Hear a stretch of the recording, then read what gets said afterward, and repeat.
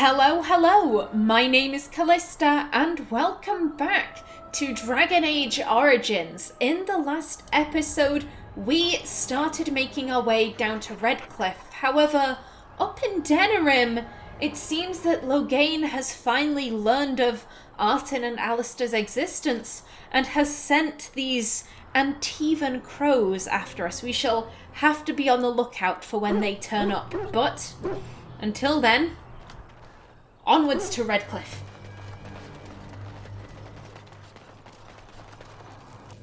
There we go. Round Lake Callanhad.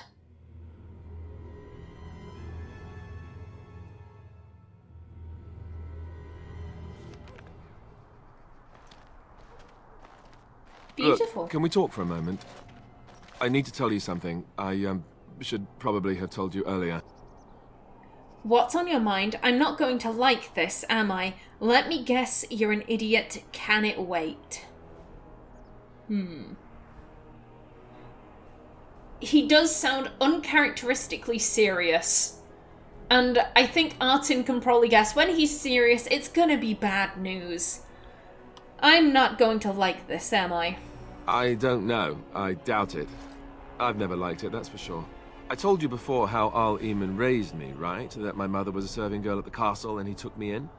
The reason he did that was because, well, because my father was King Marek, which made Kaelin my half-brother, I suppose. What? You don't think you might have told me this before? So you're not just a bastard, but a royal bastard. Doesn't that make you the heir to the throne? Why did you wait to tell me this? I do think Artin would be very shocked. Definitely not number 2. It is a funny line, but Artin doesn't joke. Not like that. Number 1 implies some kind of outrage, and I don't think Artin is outraged. It's definitely between number 3 and number 4. This is pretty important information, and I think Artin would kind of be like, well, why didn't you just tell me this immediately? Why did you wait to tell me this? I would have told you, but it never really meant anything to me. I was inconvenient, a possible threat to Kaelin's rule, and so they kept me secret. I'd never talked about it to anyone. Everyone who knew either resented me for it or they coddled me. Even Duncan kept me out of the fighting because of it. I didn't want you to know as long as possible. I'm sorry. I think I understand. I can't believe you were so stupid. You still should have told me. Does Loghain know? So, this puts Artin in a very kind of odd situation. In Orzammar, so much of dwarven culture is about rising. Maybe not like your caste, but like, you know, you're a warrior in the warrior caste, so you're going to get to the top of the warrior caste and so on and so forth. And Artin was in a very odd position because she was, not only was she noble caste, she was a princess. There was nowhere for her to go. She was already at the top. And as such, she really never felt that kind of need to rise up in her caste.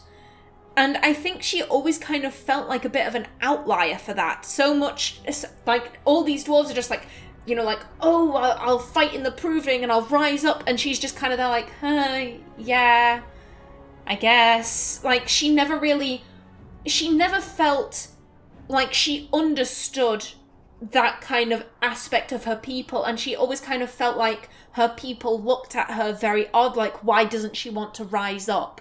Why isn't she trying to elevate her position?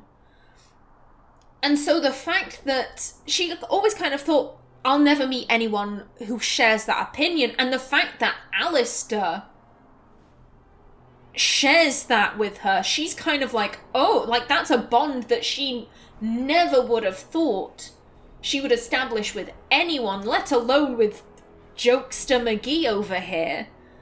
So yeah, I think she does, oddly enough, understand exactly where he's coming from. I think I understand. Oh, good. I'm glad. It's not like I got special treatment for it anyhow. At any rate, that's it. That's what I had to tell you. I thought you should know about it. Are you sure you're not hiding anything else? You're the heir to the throne then. Why tell me then? Why do I need to know? We can use this to our advantage, actually. I do think she would be thinking number 4, but it's... I think she is going to breach number 2. Depending on Alistair's answer will kind of settle what she thinks about number 4. You're the heir to the throne, then? Let's hope not. I'm the son of a commoner and a Grey Warden to boot. It was made very clear to me early on that there was no room for me raising any rebellions or such nonsense. And that's fine by me. No, if there's an heir to be found, it's Arl Eamon himself. He's not of royal blood, but he is Kaelin's uncle, and more importantly, very popular with the people. Though, if he's really as sick as we've heard... Oh no, I don't want to think about that. I really don't. So there you have it. Now can we move on? And I'll just pretend you still think I'm some nobody who was too lucky to die with the rest of the Grey Wardens. Okay, so... It sounds to Artin like Alistair has no interest in the throne, and she's... Basically, if he had an interest in the throne, Artin's kind of like, great, we can start pushing Alistair's claims. She doesn't really know how claims work on the surface, but if it's anything like it is in Orzammar, then she's like, right, we can start a campaign, like, we'll have his face on billboards, he'll be kissing babies, it'll be grand. But Alistair doesn't seem to want that. And as such, Artin is going to avoid pushing Alistair's claim like the plague, because in the Dwarf Origin, there was a guy, I don't know if you remember him, but he offered Artin a dagger and kind of was like, oh, I'll hope you'll wear it when you become queen.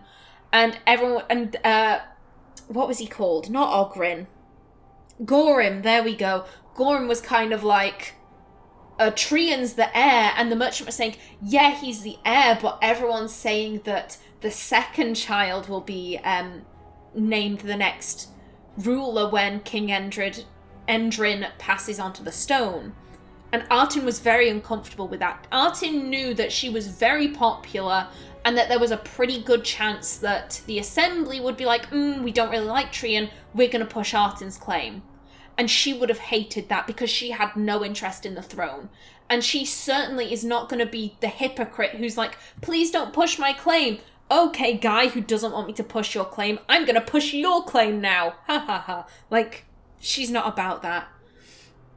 What are my options? Aren't you, as you command, my prince? That's not really what you think, is it? You're here with me. I think I'm the lucky one. And what does that make me? I'll just pretend you still think I'm some nobody who was too lucky to die. And what does that make me? The reason why I say I was lucky. Oh!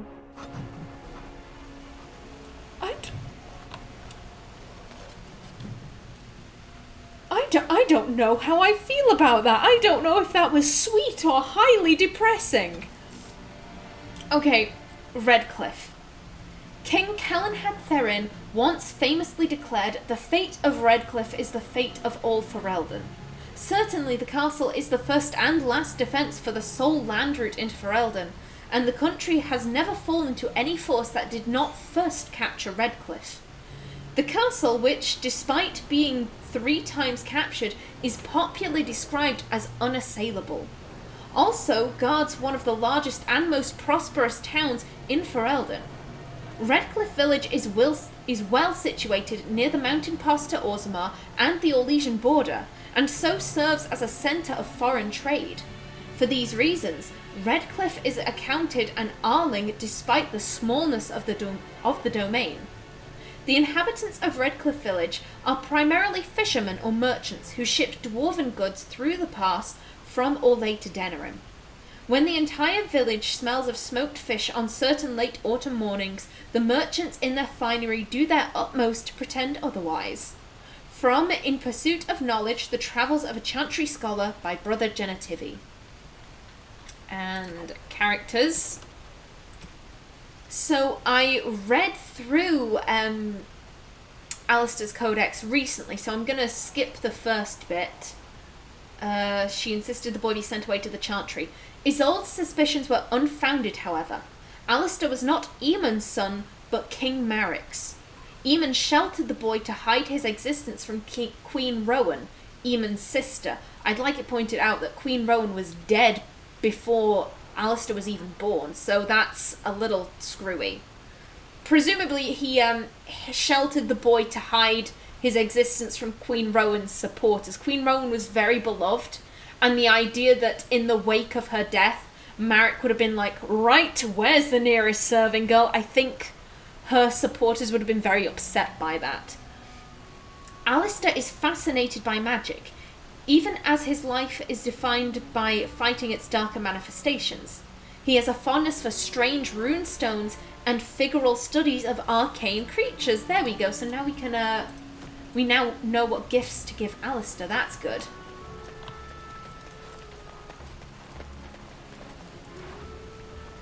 And, hello, Thomas. Is everything okay? I do love this view. I think this is just stunning. I thought I saw travelers coming down the road, though I scarcely believed it. Have you come to help us? I'm on important business. I need to see Arl Eamon. What do you mean? Is there a problem? Get out of my way. I have no time for slack-jawed fools. Have you come to help us implies there are more problems than just Arl Eamon being sick. What do you mean? Is there a problem? So you don't know? Has nobody out there heard? What are you talking about? Heard what? I've heard Arl Eamon is sick, if that's what you mean. There's a civil war going on, if you haven't noticed. Is this something I care about? I've heard Arl Eamon is sick, if that's what you mean. He could be dead for all we know. Nobody's heard from the castle in days. We're under attack. Monsters come out of the castle every night and attack us until dawn. Everyone's been fighting and dying. We've no army to defend us. No Arl and no king to send us help. So many are dead. And those left are terrified they're next. Hold on, what is this evil that's attacking you? I don't rightly know. I'm sorry, nobody does. I should take you to Ban Tegan. He's all that's holding us together. He'll want to see you. Ban Tegan, Arl Eamon's brother. He's here. Yes. It's not far, if you'll come with me. Of course. Perfect time for the dead to attack during a blight.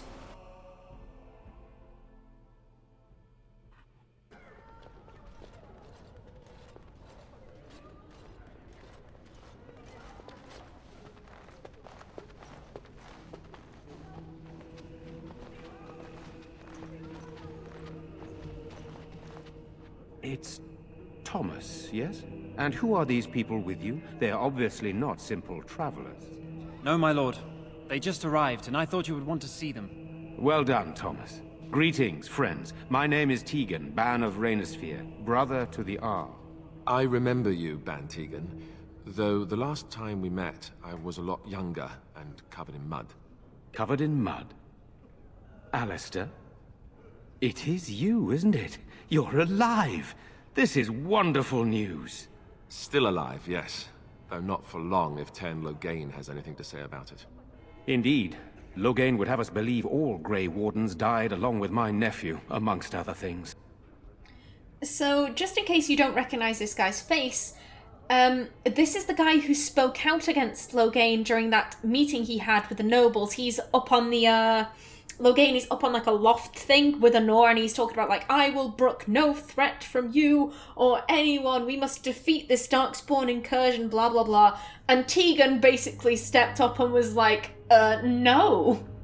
I don't think I'll be doing it. What is it? The Banorn will not bow to you simply because you demand it. Loghain walked off and Honor was like, Ban Tegan, my father is doing what is best. Did he do what was best for your husband, your majesty? I love Tegan.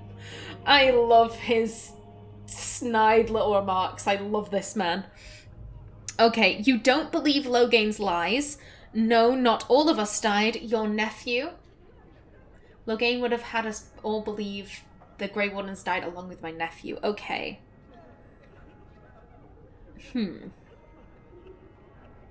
It's obvious he doesn't believe Loghain's lies. And if this guy was related to Kaelin, I can see why he'd be like, this is fishy. Why are you naming yourself? That, I think, is Loghain's first mistake, naming himself Regent. He really shouldn't have done that. No, not all of us died. So you are a Grey Warden as well. A pleasure to meet you. I wish it were under better circumstances. You're here to see my brother. Unfortunately, that might be a problem. Eamon is gravely ill. No one has heard from the castle in days. No guards patrol the walls, and no one has responded to my shouts. The attack started a few nights ago. Evil things surged from the castle. We drove them back, but many perished during the assault. So this might be silly of me, but when he says no one's responded to my shouts, I don't know if he means he's like sending messages across, or if he has literally just stood on one side of the castle walls going, "Oi! Oi, can you hear me? Oi!" In that, like, and that's a rather funny image in my brain. I know we're talking about very serious things, people are dying, the village is being assaulted, but that image of Tegan just, "Oi! Dave! Dave, you're there!" It just, it gets me.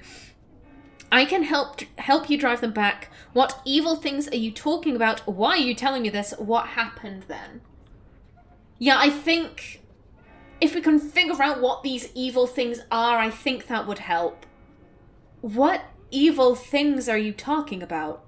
Some call them the Walking Dead, decomposing corpses returning to life with a hunger for human flesh. They hit again the next night. Each night they come with greater numbers. With Kaelin dead and Loghain starting a war over the throne, no one responds to my urgent calls for help. I have a feeling tonight's assault will be the worst yet. Alistair, I hate to ask, but I desperately need the help of you and your friends. It isn't just up to me. Though the Grey Wardens don't stand much chance against Loghain without Eamon.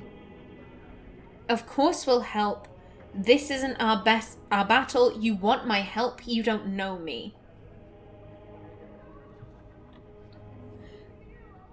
Again, Artin is a pragmatist, and I'm going to make this very clear. I wouldn't necessarily call Artin a good person. She's very neutral.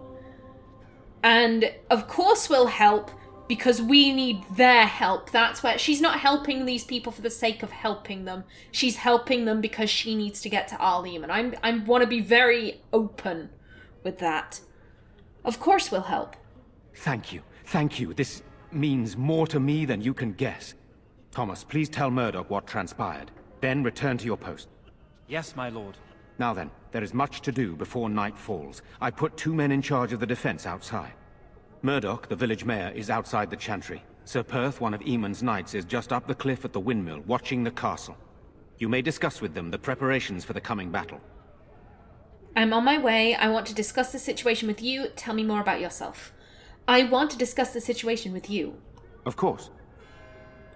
Isn't the timing of this awfully convenient? You have some of Al Eamon's knights here. Yes, Donald could be back here. Why are you in the chantry with the villagers? What exactly are these things that attack the village? So what happens after this battle is over? I should get back to work. You have some of Arl Eamon's knights here? I have those few who returned from their quest. You know of this, yes? Quest? They search for the Urn of Sacred Ashes? I'm not sure, perhaps. No, we remember what Donald said. Their search for the Urn of Sacred Ashes? Yes, I question Isolde's decision to send so many knights in search of this relic. But I am a practical man, whereas she is a woman of great faith. Sir Perth was one of the knights sent on this quest. Perhaps you should speak to him if you wish to learn more.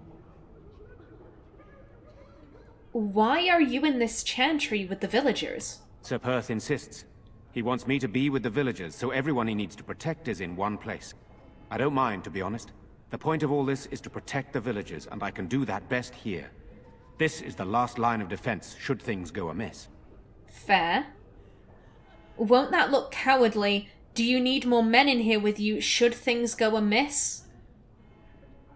If it is just one guy defending the villagers, then I think 2 is rather appropriate. Do you need more men in here with you? We could bring some men in to stand beside me, but I'd rather keep the monsters away from the villagers if possible. Fair. So what happens after this battle is over? Hopefully we can find the source and stop it before it causes any more damage. With luck, we'll also find Eamon and be able to help him. The reward after all of this will be Eamon giving us his support. What exactly are these things that attack the village? I do not know. They seem to be walking corpses, men with rotting flesh that continue to attack even with the gravest injuries. Undead, perhaps. Spirits possessing the bodies of the dead. We could be dealing with a mage, but who would do such a thing? Thank you, Qwinn, for chiming in. Isn't the timing of this awfully convenient? Are you suggesting what's happened here is related to Kaelin's death and the Civil War, even Eamon's illness?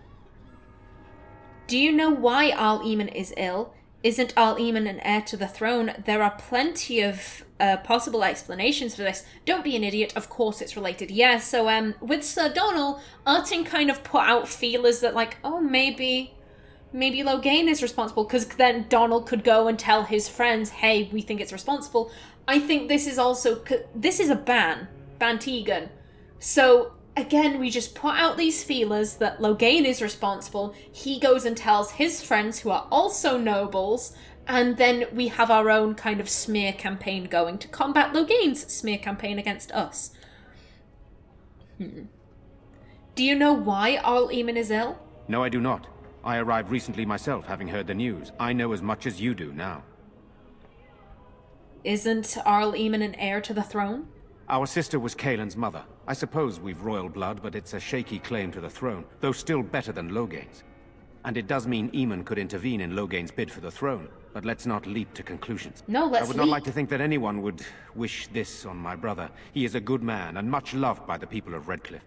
And I can't imagine how terrible it must be for our lesser Isolde, and especially Connor. I would not want him to lose his father at such a young age. I should get back to work. Very well. Luck be with you, my friend. Okay, now we can also ask Tegan about himself. What do you mean? There is not much daylight left. Tell me more about yourself. This is hardly the time to be discussing personal details, don't you think? We will have to fight for our lives very shortly. Persuade, come now, is knowing a little about you too much to ask? That's true. Come now, is knowing a little about you too much to ask? I beg your pardon, my lady. Where are my manners? What would you like to know? What will you do if Arl Eamon is dead? Why have you stayed here? Why didn't you just leave? Are you a skilled warrior? Do you have any family yourself? Perhaps we should get back to the matter at hand. So asking what happens if Arl Eamon is dead, Artin's definitely thinking about that, because she, to be perfectly honest, she wants to know who's next in line.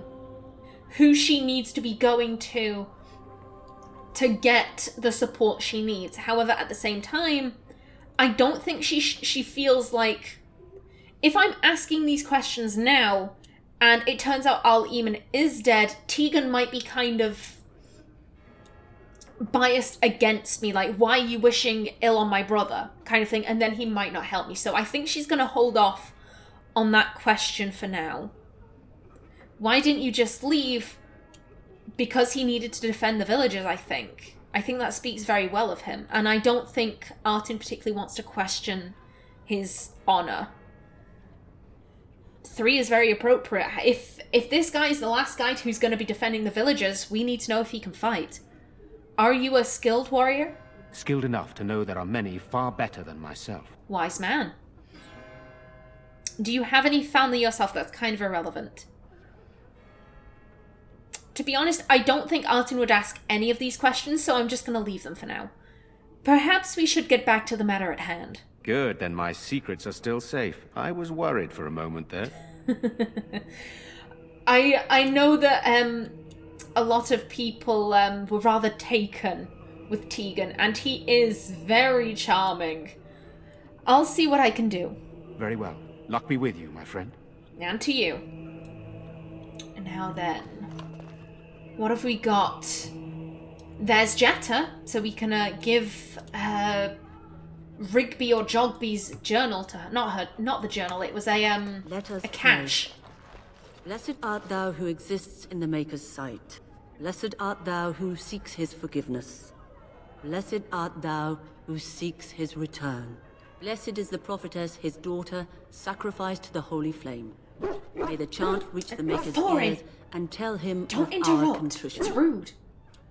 Okay, we don't really need to speak to Mother Hannah, so, and I doubt Artin would want to, like, get her blessing or whatever. Oh, come on. Let's get the book. The Chant of Light. The Commandments of the Maker. These truths the Maker has revealed to me. As there is but one world, one life, one death, there is but one God, and he is our Maker. They are sinners who have given their love to false gods. Magic exists to serve man and never to rule over him. Foul and corrupt are they who have taken his gift and turned it against his children. They shall be named Maleficar, accursed ones. They shall find no rest in this world or beyond. All men are the work of our Maker's hands, from the lowest slaves to the highest kings. Those who bring harm without provocation to the least of his children are hated and accursed by the Maker. Those who bear false witness and work to deceive others know this: there is but one truth. All things are known to our Maker, and he shall judge their lies. All things in this world are finite. What one man gains, another has lost. Those who steal from their brothers and sisters do harm to their livelihood and to their peace of mind. Our Maker sees this with a heavy heart. Transfigurations 1:1-5. Okay, and we also have this pile of Why books. haven't Mother and Father returned yet? They're gone, dear boy. Gone on a long trip. When will they be back? I miss them. Be brave, young man. Your parents would want that. We need you here to protect the rest of us. Yes? I guess I can do that. Oh. There's a good lad. In the morning, we'll look for your parents. In the morning. That is very sad. Of course. The founding of the Chantry. Cordelius Draken, king of the city-state of Orlais, was a man of uncommon ambition. In the year -15 Ancient, the young king began construction of a great temple dedicated to the Maker, and declared that by its completion he would not only have united the warring city-states of the south, he would have brought Andrastian belief to the world. In -3 Ancient, the temple was completed. There in its heart, Draken knelt before the eternal flame of Andraste and was crowned ruler of the Empire of Orlais. His first act as emperor? To declare the Chantry as the established Andrastian religion of the Empire. It took 3 years and several hundred votes before Olessa of Monsimard was elected to lead the new Chantry. Upon her coronation as divine, she took the name Justinia, in honor of the disciple who recorded Andraste's songs. In that moment, the ancient era ended, and the divine age began. From Ferelden Folklore and History by Sister Patrine, Chantry Scholar. They also have characters. Arlessa Isolde. For the one who delivers the sacred ashes of Our Lady will have the esteem of Redcliffe, and all the riches it is in my power to grant. The Arling of Redcliffe was a source of constant trouble for Emperor Revile during the occupation. It was rumoured that since each new report sent the Emperor into a fit of violent rage, his court had taken to poisoning messengers before they could deliver their accounts. Isolde's family was the 10th to be given the difficult task of governing Redcliffe, and since most of the previous Arls had either been murdered by their bands or beheaded by the Emperor, they did not approach the job with a great deal of enthusiasm. Isolde met Aemon, not realizing he was the rightful heir to her father's domain, and quickly became smitten with him for being part of the resistance. Never mind that it was her family he was resisting. Perhaps a bit too romantic for her own good, she insisted upon staying behind with Aemon when the rest of her family was driven out. I have some thoughts on Isolde. I think I'll get to them when we actually meet the lady. I'm scared, Mother. When are the bad men coming? Soon, darling. Don't worry. Everything will be all right. I want to go home. Where's Father? Why can't we go home? I already told you. Father is outside defending the village from the bad men. We must stay here and be brave. Can you do that? I guess so. Oh, poor girl. Demonic possession. Why do demons seek to possess the living? History claims they are malevolent spirits, the first children of the Maker, angry at their creator for turning from them and jealous of those creations he considered superior. They stare across the veil at the living and do not understand what they see. Yet they know they crave it.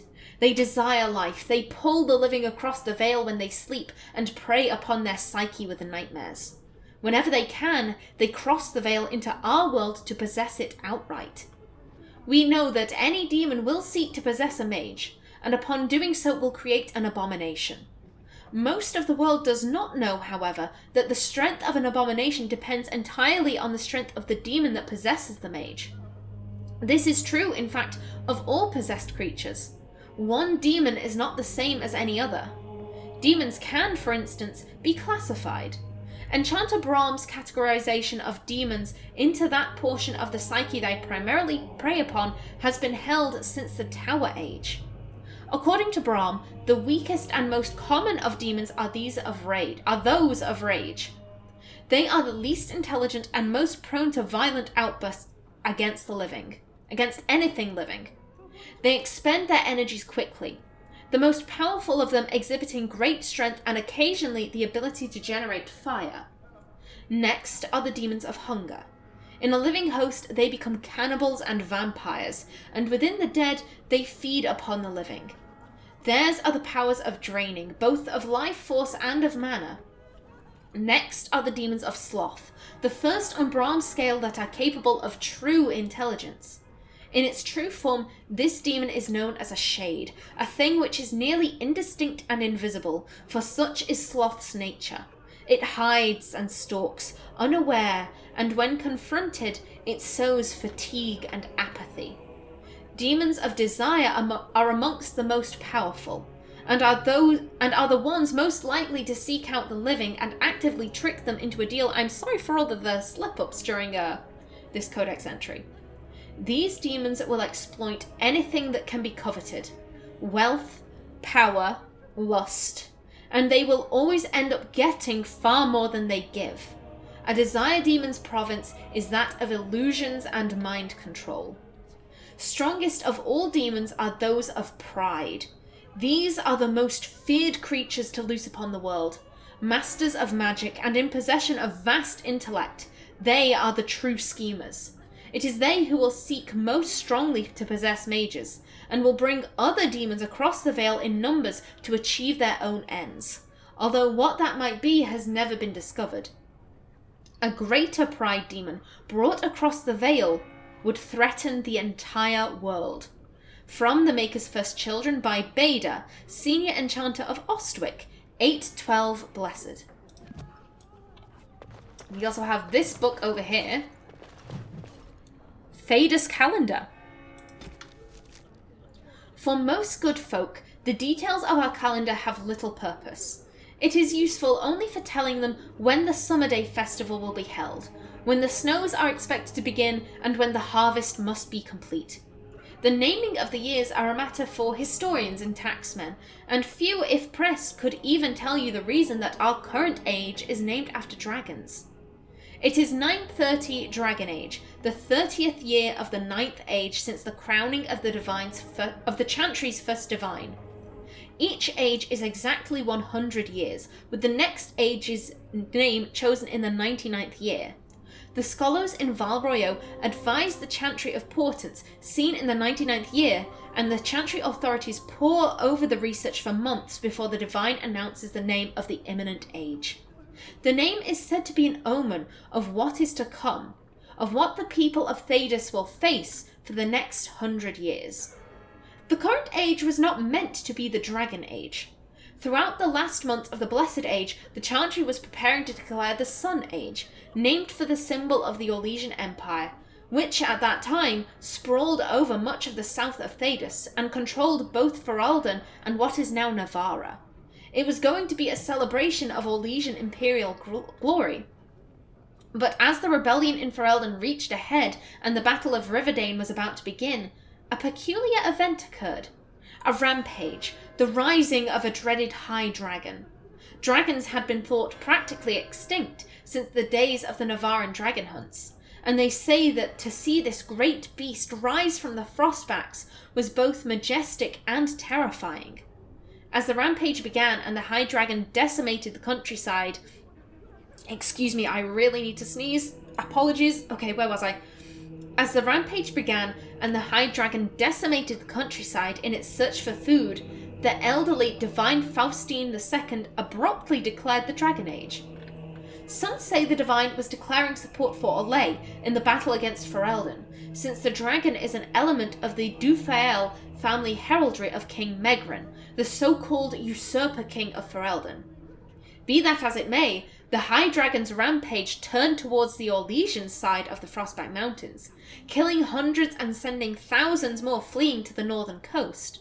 The Ferelden rebels won the Battle of Riverdane, ultimately securing their independence. The Battle of Riverdane, by the way, is one of Loghain's strategic success stories. He was the mastermind behind it. Many thus think that the Dragon Age will come to represent a time of violent and dramatic changes for all of Thedas. It remains to be seen. From The Studious Theologian by Brother Genitivi, Chantry Scholar, 925 Dragon. Now then, hello Jetta. You're a Grey Warden, right? Were you in Ostagar? In the Korkari Wilds? My husband and son went there to bring the Chant of Light to the Chastened. But I haven't heard from them since. Are you Jetta? I don't have time for this. Are you Jetta? I am. You've heard of me?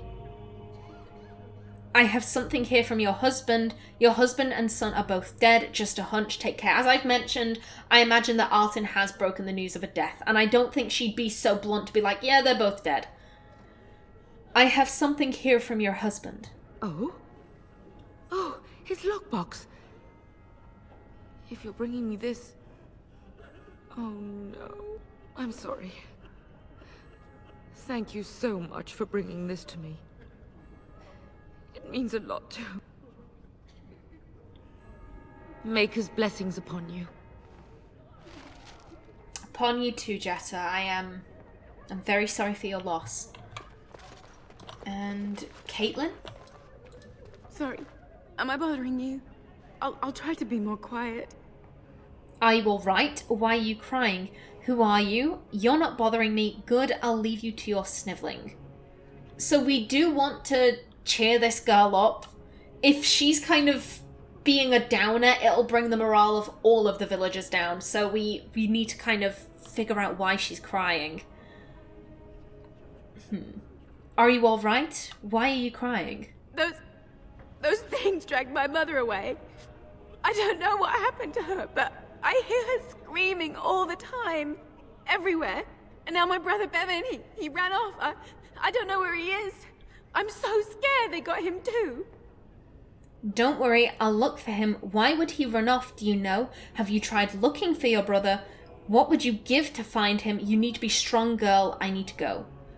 Why would he run off? Do you know? He said something about saving Mother.